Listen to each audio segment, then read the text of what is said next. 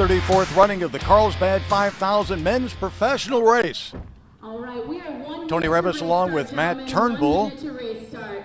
who is the professional matchmaker here at Carlsbad, and it races all over the world. The most important man in Carlsbad, because the fight you get's the fight you organize.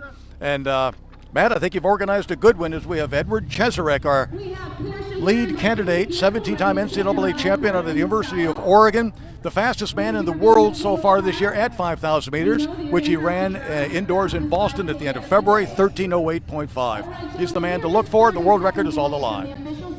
Yeah, we're delighted. Ed decided to come here, and when I spoke to him in February, actually just after he ran in Boston, he was all in for this and said, yeah, if it fits in with coaching and everything else, then absolutely would love to be part of the race.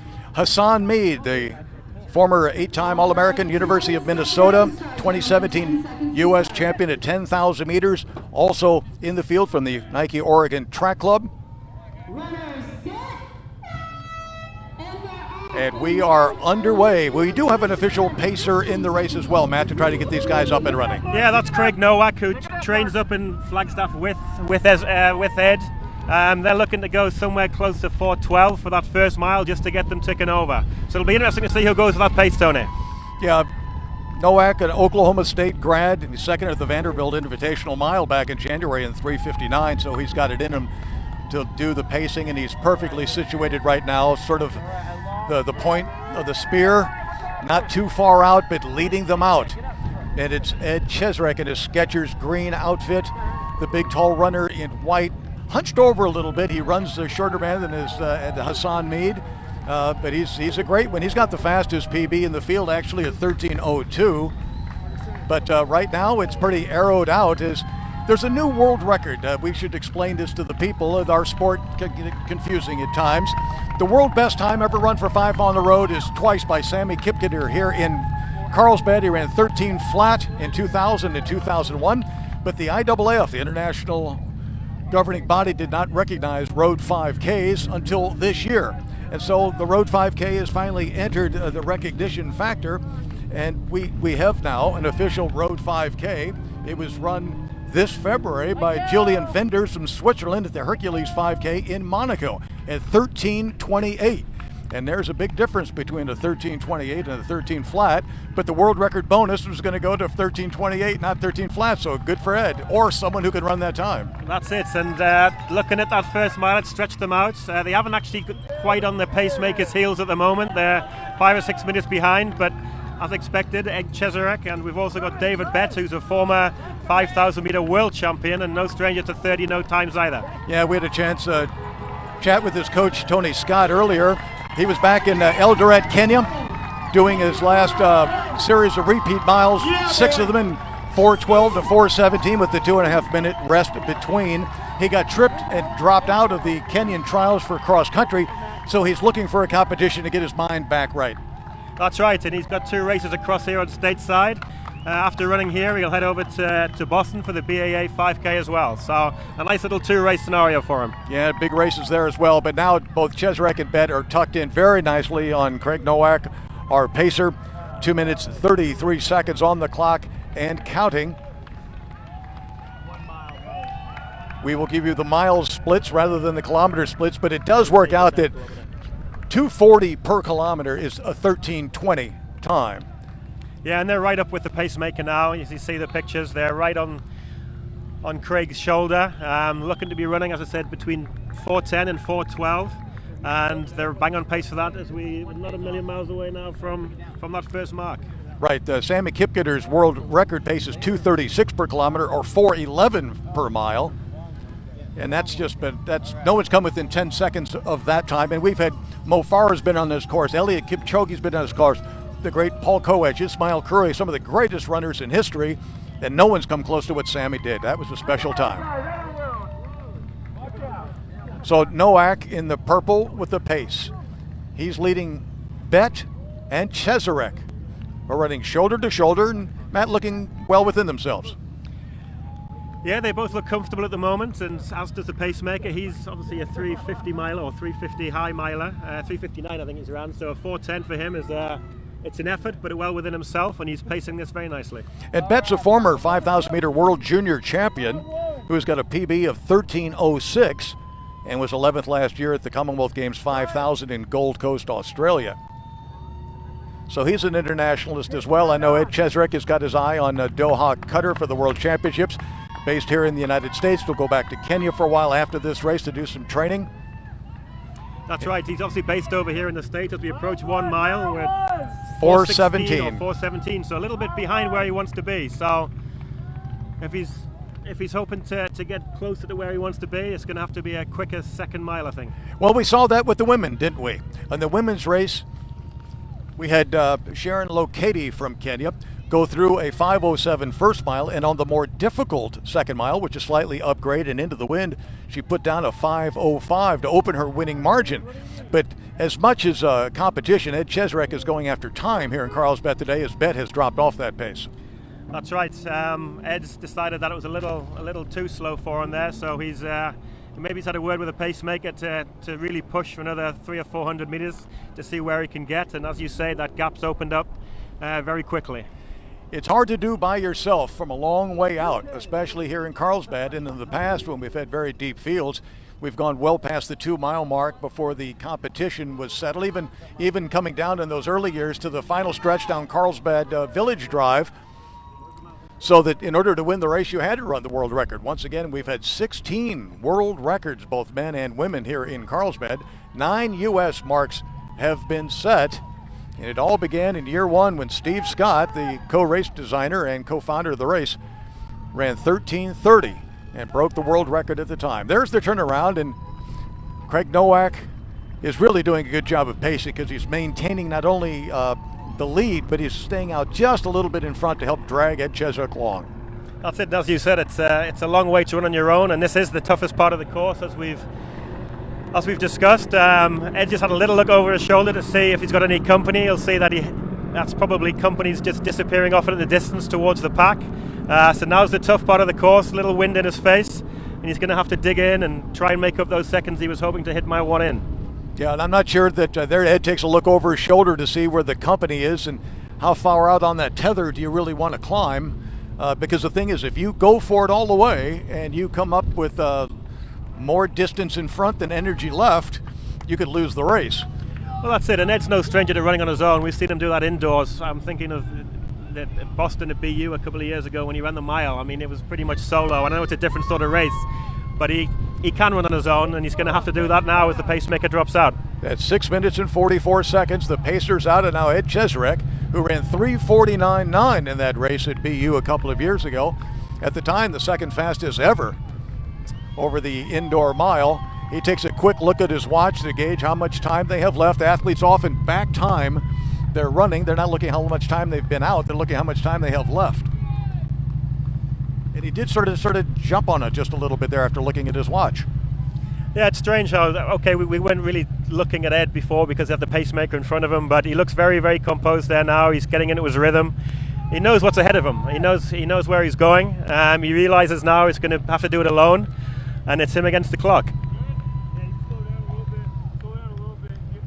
He's still relatively new to 5,000. We know he can run much faster than the 13:08 he ran indoors. If he goes to the outdoor season, he's every bit as much of a miler as a 5,000 meter man. He's very versatile. Well, that's right. And as you mentioned before, tomorrow morning he's headed back home to Kenya for a block of training. Obviously, he's based over here in the US, so he has to go and renew visas and all that sort of thing as well. And then he'll come back here in May for his build up, towards Doha and a summer season on the track. We saw him finish second at the Millrose Games this year indoors in New York City, running 3:53. Also at the Camel City Invitational in Nashville, he ran 3:55. So he's run some very fast miles so far this year, now heading toward the 2 mile mark, and a nice little down stretch now after that climb, after the first 180-degree turn at the south end of the course. He takes a look at his watch as he approaches the 2 miles, 8:27 on the clock and counting. Once again, 4:17 for that opening mile. 4:34 now. The crowd begins to build and starts to cheer him on. 2 miles, 8:40. Yes, that's a slower mile again, so let's hope the strategy is to take things a little easier the first half of the race and really go for it. As he takes another look over his shoulder and his arms have started working, so I think he knows what he's got left to do. 4:23, that second mile, coming off a 4:17 opener. This is where the crowd really pushes these athletes on. You ride the wave as long as you can. Has he done training on the course, Matt, as far as you know? Yeah, he had a look around it yesterday. He's been out jogging. He actually arrived here on Thursday night. So he's had a walk of the course, a run of the course with his coach, Stephen Haas, yesterday as well. They came here to run a time, and obviously the best prep you can do is to have a look where you're going beforehand. A quick look over his shoulder, and he sees that it is David Bett, his fellow Kenyan, in second place, but nearly 75 to 80 meters, 100 meters behind. So it's Ed Cheserek's race from this point forward, and the only question is, how much energy does he have left in that final mile to try to get sub 13:28 and establish a brand new world official IAAF 5K road record here in Carlsbad? Well, if you remember to a couple of years ago, Tony, we had Genzebi Dababa here, and after 2 miles, we thought she had no chance. She was coming in at winner time as well. And then in that last mile, she put her head down and ran incredibly close, the second fastest ever time, or third now. So it can be done. No, she kind of misjudged her splits a little bit. It went out too easy, but it does go to show it's much better to have running left in your legs for the final stretch rather than show your stuff and look elegant in that first mile. That's absolutely right, and let's hope that strategy was the one he's going for, and as the race unfolds for the last 3 or 4 minutes of running. Just passing Cyprus, and now the press truck. We make a little move as Ed Cheserek approaches that 4 kilometers mark. And once again, 13:20 on the clock. It averages 2 minutes and 40 seconds per kilometer. And now we make the turnaround in advance of the man they call King Ches, based on his 17 NCAA titles at Oregon. And we were talking to our new race owner, Meb Kufleski, and Meb got 4 NCAA titles at UCLA, but 17 is quite a number. He turns at 11:05 on the clock. 2.5 minutes or so of running left in front of him. He sees his advantage, and it's got more than enough cushion for victory. He can really let it all out. We see the 2 Brazilians fighting with Hassan Mead for 3rd place. And Reed Buchanan in that group as well. Next 2 stoplights, 2-3 stoplights. How's he look to you? He's still full of running from my eye point. Yeah, I think so. I think that he knows what he's got to do. So he's definitely putting the hammer down. He's going to give this last K a real go and see how close he can get to that official 13:29 mark. 11:50 on the clock. 11:50 right now on the corner of Carlsbad Boulevard and Beach. Coming through town once again, the village of Carlsbad, located about 30 miles north of San Diego, up the I-5, right on the Pacific Coast Highway. So much of the course right along the blue Pacific Ocean. It's just one of those beautiful road race courses in the world, and of course legendary for its list of champions and world records. The press truck now pulling away as we get our photographers to the finish line, as Ed Cheserek now re-enters the crowded section of the course, where he will get his final boost on the road down Carlsbad Village Drive to the finish line. Dominating performances today, Matt, on both the women's side by Sharon Lokedi and now Edward Cheserek on the men's side. They were the favorites coming into the competition, and they did not disappoint. Ed has made the turn now. It's a downhill stretch all the way to the tape. The crowd is about 2 or 3 deep here in the final couple hundred meters. The clock reads 13:07 right now and counting. 13:28. The official IAAF recognized road 10K record, 13:18 on the clock. And here he comes. It's going to be close. Ed Cheserek from Kenya. 25, 26, 27. It's 13:28. It looks like a tie, but in road racing, they round up to the nearest second, so it looks like he's going to miss it by 1 second. I think he may be 1 second out looking at the eye, but obviously We have to rely on the chip timing, and the hand timers over here. So watch this space, Tony. And here's Bet Prize money on the line, 5 deep for the 5K. in third. Shannon, congratulations. De Silva. De Silva. And Mead. Hassan Mead in fifth. Thompson Red, put your hands And so in they come.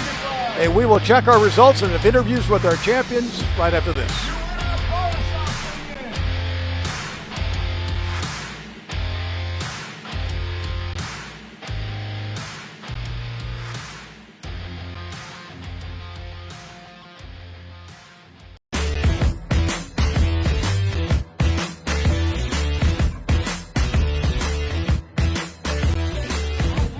We're here in Carlsbad, California for the 34th running of the Carlsbad 5000. After a series of people's races and age group races, we move to the professionals. First up on the starting line, the women's professionals. Tony Rebb is here with Matt Turnbull, the matchmaker for the field, 30 seconds away. Who are we looking for, Matt? Well, I think it's going to be another great race here. The weather looks great. There's 2 or 3 Brits in there. Arthur Nesbitt, 10,000 meter NCAA champion. Sharon Lokedi is going to be right there. Daniela Shanahan of Nazalit. So yeah, it's a nice matchup. 4 or 5 girls to look out for, I think. runners set. And they're off. And we are away. The professional women's field, $5,000 on the line for the winner. Of course, the Carlsbad 5000, Matt, known as the world's fastest 5K. It's no longer the women's world record, the course record, 14:46, set by the great Olympic champion Cheserek of Sketchers back in 2006. But Jocelyn Chepkosky back at the Prague half in that unbelievable race where she got world records throughout, splitting the entire way to a 64-minute half marathon. World record sits at 14:32. But it is an ideal day to run today here in Carlsbad. I think that's right, Tony. It usually is.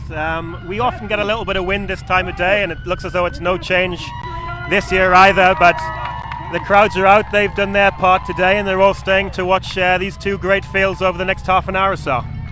We can tell pretty early on as this course, the first, I'd say, 600 meters or so, is a slight incline going up to Carlsbad Boulevard, which is where the main section of the course is run. And so the women look like they're going a little bit conservatively, as there really isn't one alpha female out there, to someone that everyone's looking to mark. No, I think that's right. It looks as though Emily Jurgen's actually taken it out a little bit to start with. She's based up in Flagstaff, and there she's followed by, well, the rest of them really. I mean, it's as you say, it's close as we just approach the crossing here and up this little hill and up onto Carlsbad Boulevard. Yet everyone's sort of just going at their easy mark right now. Here comes that little incline to come up the Carlsbad Boulevard.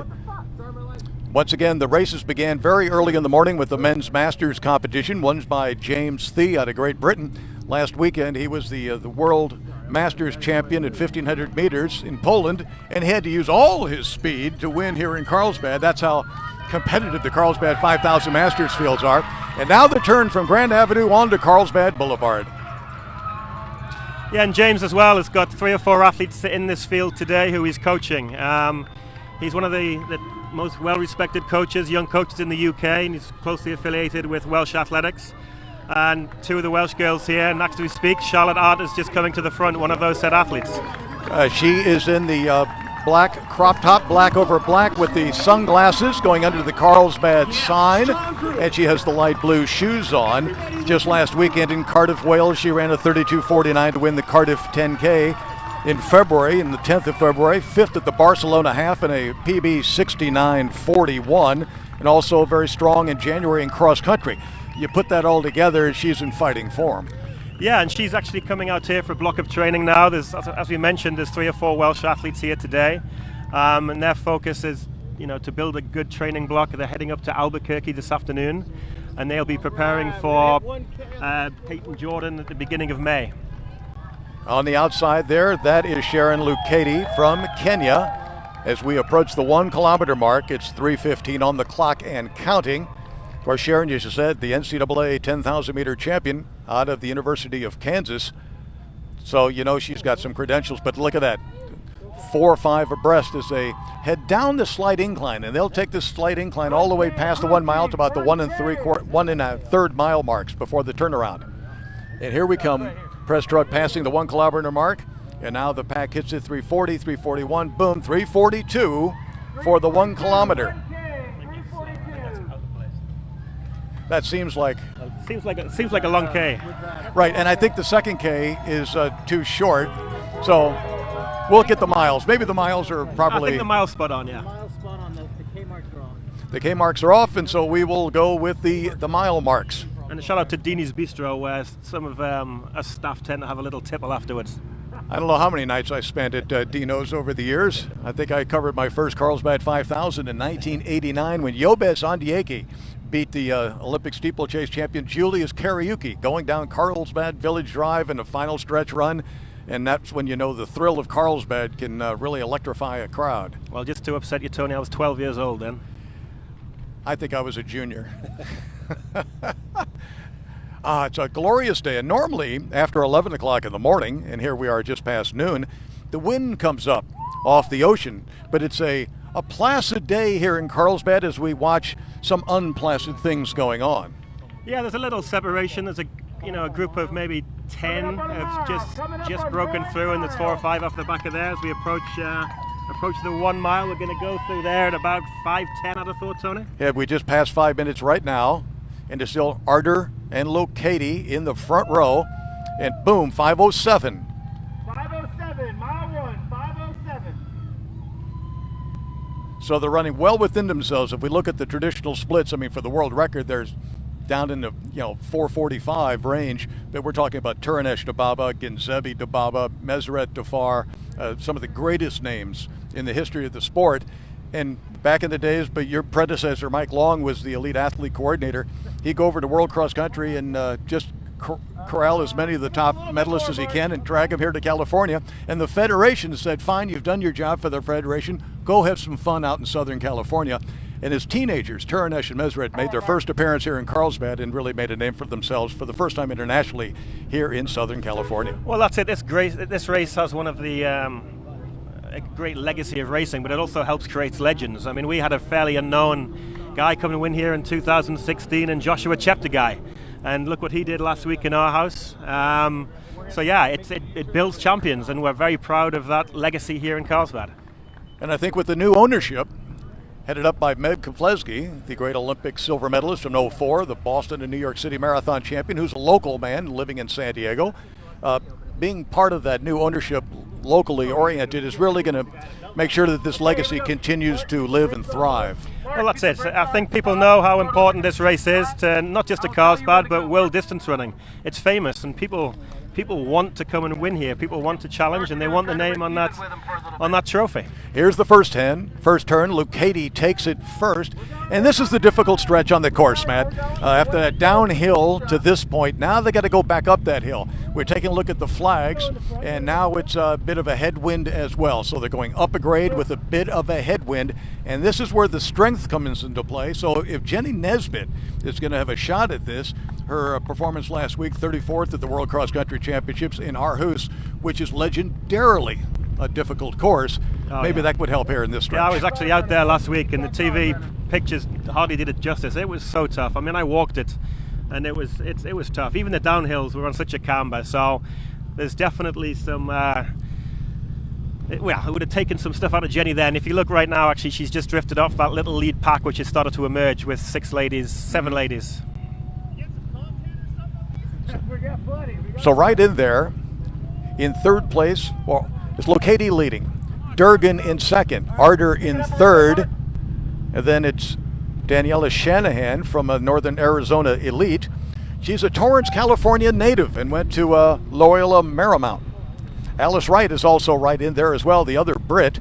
But if there's a local favorite in the race, it's going to have to be Danny Shanahan, because once again, she went to Loyola Marymount. She was a 32-22 PB set just last week at the Stanford Invitational, that race where Emily Sisson and Molly Huddle ran so beautifully and got their Olympic qualifying standards. But now Lokedi at 8 minutes and 15 seconds into the Carlsbad 5000 2019 has opened up about a 2-stride lead.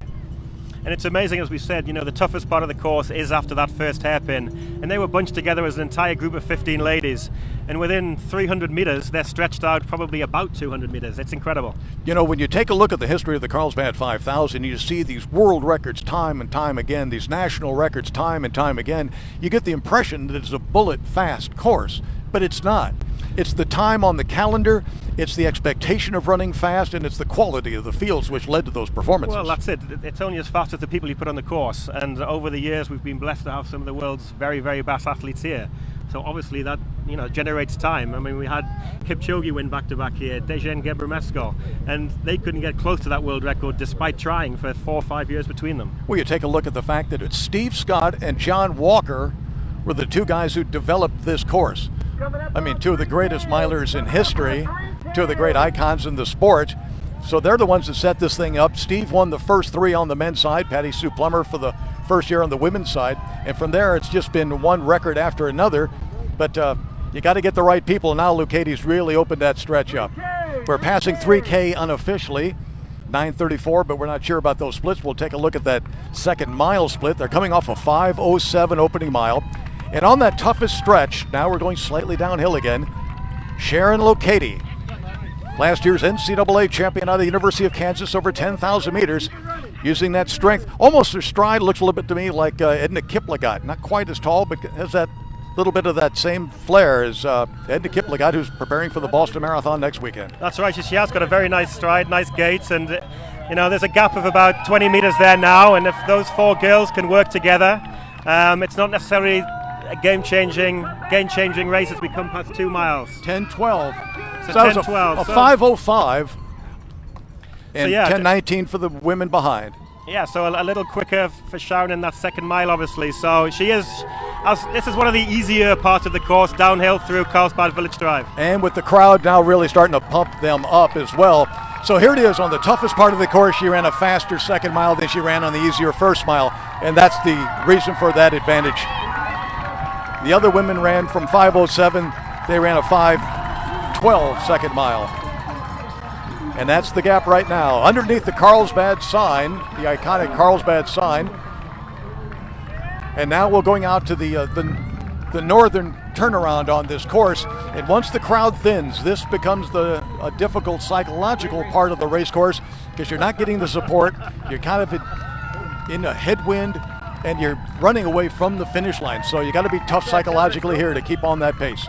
That's right, and the gap is getting a little bigger here. So in the next few hundred meters, when we have that final turnaround, Sharon will be able to say exactly what that gap is. And the gap often looks a little shorter when you're chasing. So I would say it's probably a game changer this last few hundred meters. Matt, oftentimes, I wonder if you agree or not, when you get a pack of 4 chasing an individual runner, you don't want to be the sacrificial rabbit that tries to make the break from that pack to try to catch the person. You end up serving as a rabbit, and so everyone says, I'm just fighting for second place.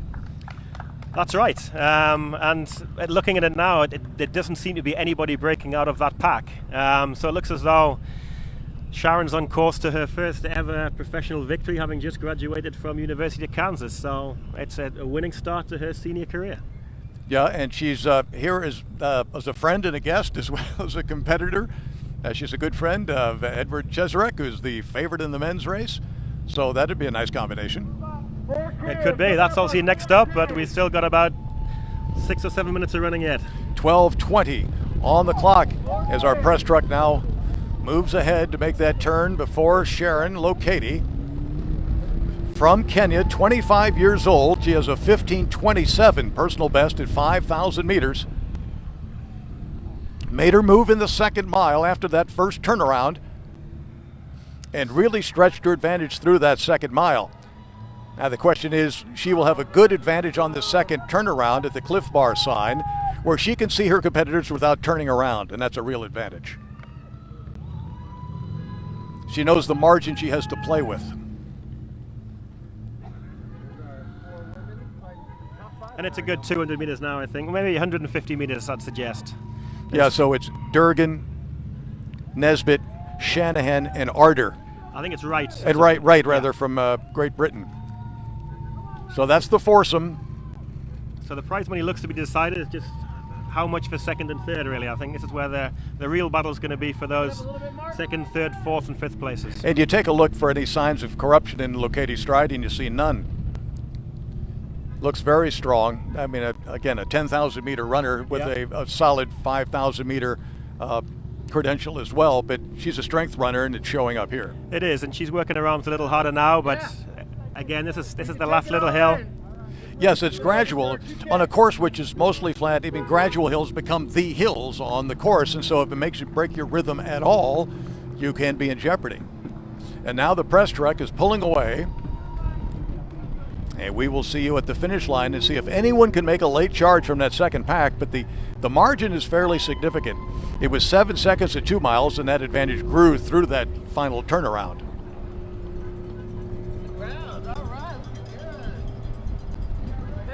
Sharon would also be boosted when she comes back into the throngs that line this finishing stretch, the last few hundred meters on Carlsbad Boulevard, and then the left-hand turn down Carlsbad Village Drive for the final 600 meters dash to the tape. It's one of the classic finishes in all of road racing, as this place is just lined with people. I was talking to James Thee, our Masters champion. He says it's a lot longer than you think, as you see that finish line and you think it's downhill, but it's a long way when you're going all out. Yeah, but as a kicker, I'm sure James secretly quite enjoyed that. All right, let's get ready to cheer them on. There's the turn. That means the runners are right behind them. Don't move. Let's stay here. We stay here. Let's stay here. Stay here with you. She's made a play. Sharon Lokedi with the lead pack through the mile in 5:07. She took the lead with a 5:05 second mile. Extended her lead through the final turn, and now coming home down Carlsbad Village Drive. 15:27 on the clock and counting. Next up will be the men's professionals over the railroad tracks for the second and final time for Sharon Lokedi of Kenya. Out of the University of Kansas, the NCAA 10,000 meter champion, Coach Joe Vigil and Meb Keflezny holding the tape for our winner, Sharon Lokedi. 15:48 unofficially, Sharon's winning time. Here comes the rest of the field chasing. Here comes Arter in second place. Charlotte Arter, Danielle Shanahan, Alice Wright in third, and Emily Durgan in fourth.